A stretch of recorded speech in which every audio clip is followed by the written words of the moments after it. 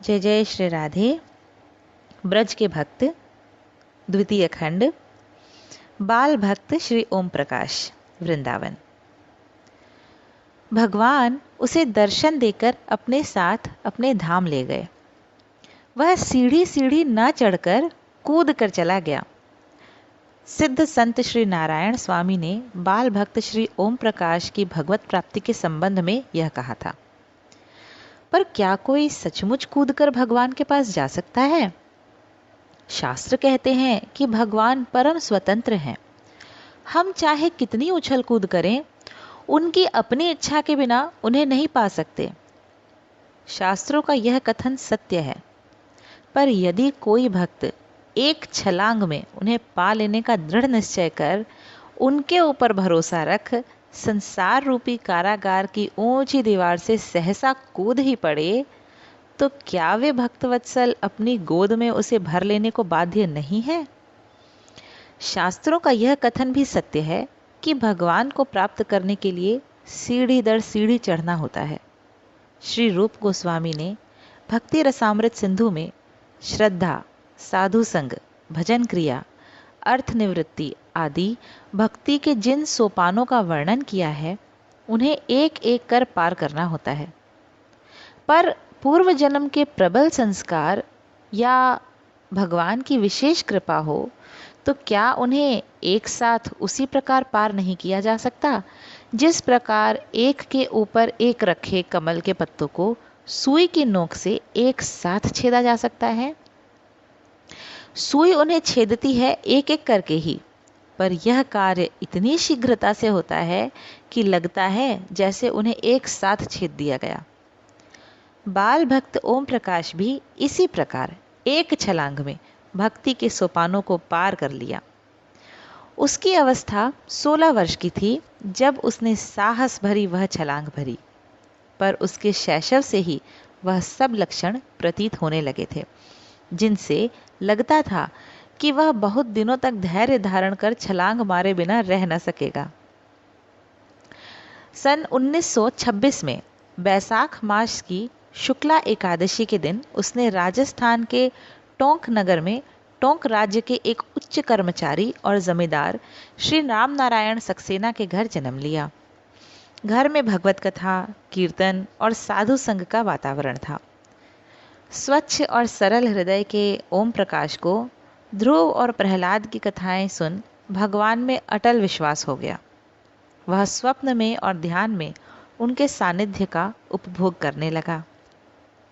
जब वह 5 वर्ष का ही था, एक दिन टोंक का आकाश टिड्डी दल से छा गया। उसे देख उसकी नानी दुख में भरकर कहने लगी, हाय, यह क्या? यह टिड्डी दल तो सारी फसलों का सफाया कर देगा, लोग भूखों मरेंगे। ओम प्रकाश से नानी का दुख न देखा गया। वह बोला, नानी दुखी मत हो, मैं अभी कृष्ण भगवान से कहकर टिड्डियों को भगाए देता हूँ। वह उस स्थान पर जा बैठा जहाँ नानी ठाकुर सेवा किया करती थी और ठाकुर से मन ही मन प्रार्थना करने लगा। ठाकुर ने उसकी सुन ली। देखते देखते टिड्डी दल न जाने कहाँ अंतर्धान हो गया। टोंक और उसके आसपास के किसी क्षेत्र को कोई क्षति न हुई। कुछ बड़े होने पर ओम प्रकाश जी को जयपुर के महाराजा हाई स्कूल में अच्छी शिक्षा के लिए भर्ती किया गया। उम्र के साथ भगवान में उनका विश्वास और भक्ति भाव बढ़ता गया। जयपुर के आधुनिकतम वातावरण की चकाचौंध से चौंधिया जाने के बजाय वे अपने ही दिव्य प्रकाश से दिशाओं को आलोकित करने लगे। उनके संपर्क में आने वाले विद्यार्थियों में एक नई चेतना का संचार हुआ। उन्हें लेकर उन्होंने एक मुमुक्षु मंडल का निर्माण किया। मुमुक्षु मंडल के विद्यार्थी उन्हें अपना आदर्श मान उनका यथाशक्ति अनुसरण करने लगे। ओम प्रकाश जी सदाचार अर्थात क्रिया और विचारों की शुद्धता पर बहुत अधिक बल देते थे।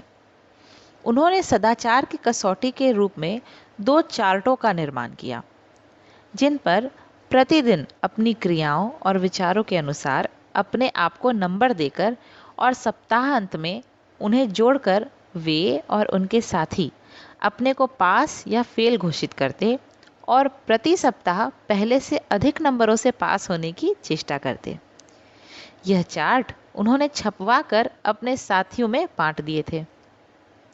चार्ट में उन्होंने ब्रह्मचर्य को सर्वाधिक पूर्णांक दिए थे, उसके पश्चात सत्य और अहिंसा आदि को, जिससे स्पष्ट है कि वे ब्रह्मचर्य को कितना महत्व देते थे। जब वे 7वीं कक्षा में थे, उन्हें स्वामी शिवानंद की लिखी पुस्तक ब्रह्मचर्य ही जीवन है प्राप्त हुई थी। इससे वे अत्यधिक प्रभावित हुए थे। तभी से वे अपने जीवन को इस पुस्तक में लिखे सिद्धांतों के अनुसार ढालने की चेष्टा करने लग गए थे। वे कहा करते थे कि मनुष्य जीवन का लक्ष्य है ईश्वर प्राप्ति। ईश्वर प्राप्ति भजन बिना नहीं होती और भजन की नींव है संयम और सदाचार। ईश्वर भक्ति का बीज असदाचार की ऊसर भूमि पर नहीं जमता। उसके लिए चाहिए सदाचार की उर्वर भूमि, भगवत कृपा की वृष्टि और साधु संग की खाद। और खेती करने वाला होना चाहिए उद्यमी, भजनशील। 10-12 वर्ष की अल्पावस्था में ही ओम प्रकाश जी की जैसी मानसिक स्थिति थी, उसे देखकर कोई यही कहेगा कि ये बाल रूप में एक महापुरुष थे।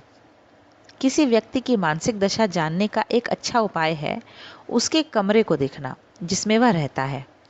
उसकी दीवारों पर कैसी तस्वीरें टंगी हैं, अलमारी में कौन कौन सी पुस्तकें रखी हैं, खूंटी पर वस्त्र किस प्रकार के टंगे हैं, बाकी साज सज्जा कैसी है।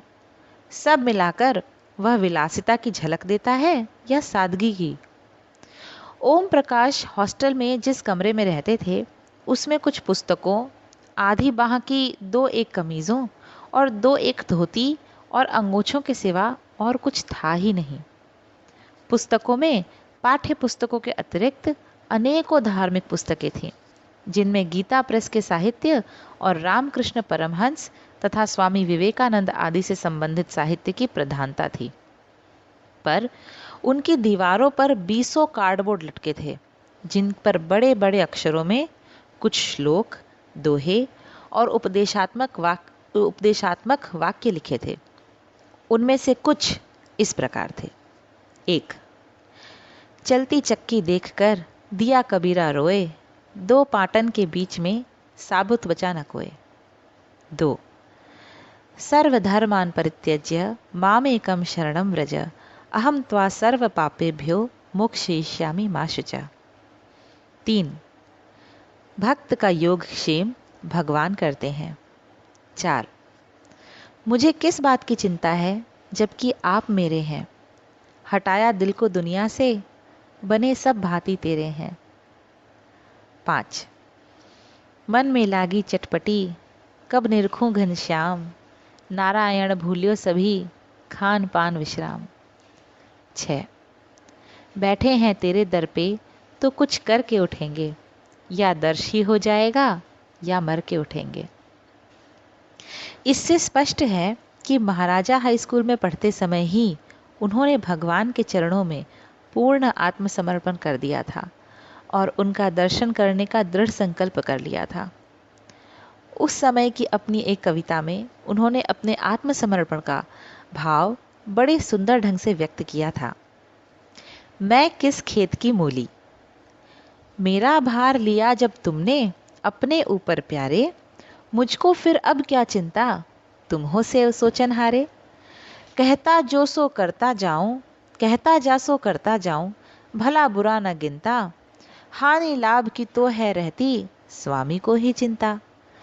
पाप कहे तो वह भी कर लूं, कहे चढ़ूं जा सूली, पाप लगेगा करता ही को, मैं किस खेत की मूली। भगवान का दर्शन करने के अपने दृढ़ संकल्प की बात भी उन्होंने अपनी एक कविता में व्यक्त की थी। कान में आवाज आई, ओम तुमने आज क्यों ब्रह्मांड में हलचल मचाई। दर्शन भी कोई खेल है, दिल को मजबूती से रखना, अंत तक यदि दृढ़ रहा वो, होगा बेशक पास, वरना याद रख तू फेल है। ओम जी कोई फेल होने वाले बालक थे? फेल वही होते हैं जो कमज़ोर होते हैं। वे तो श्री कृष्ण पर अपना सारा भार छोड़कर उनके बल से बली थे।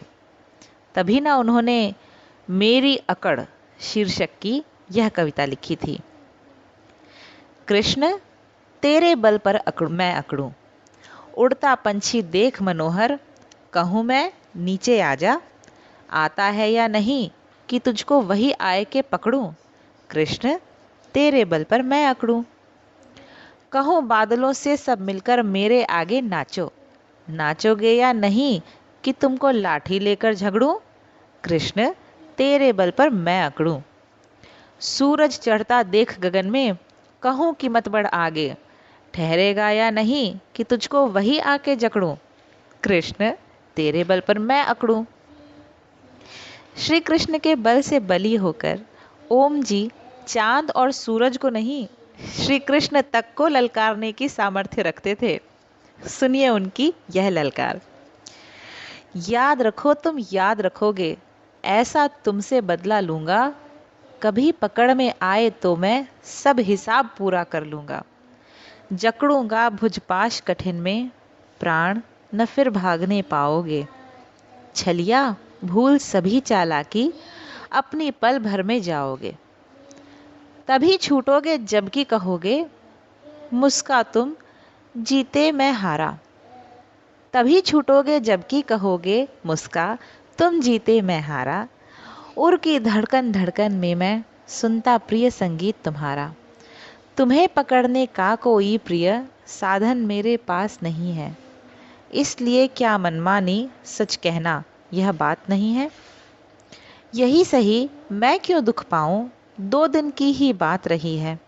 आज पवन ने चुपके से आ, श्रवण निकट यह बात कही है। बांध तुम्हें सकती है मेरी गरम गरम आंसू की धारा। उर की धड़कन धड़कन में मैं सुनता प्रिय संगीत तुम्हारा। प्रथम भाग समाप्त। जय जय श्री